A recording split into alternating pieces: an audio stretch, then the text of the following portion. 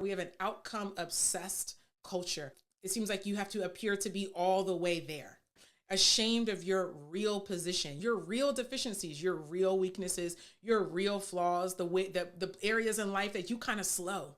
Like you kind of late to the game. You kind of late in the social development area. You kind of late making friends and learning how to be a friend. You kind of late learning how to manage your money. You kind of late with your business and how to start that. You kind of late with your spiritual journey. You feel like you kind of late.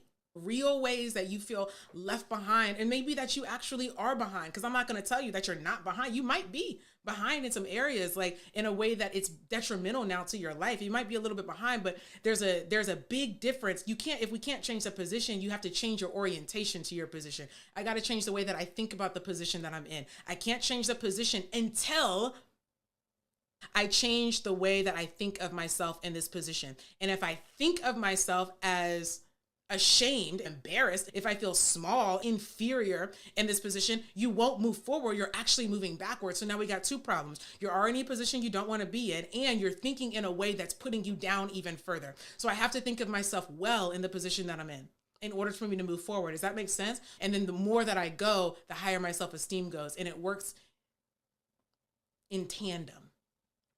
The issue is we've made it dichotomous where it's black or white. If you're leading, then you're also not in progress. If you're leading, then you're all the way there. If you're ready to be a husband, then you're all the way there. If you're ready to be a wife, then you're all the way there. These are irrational ways to think because it's not real and it's not possible.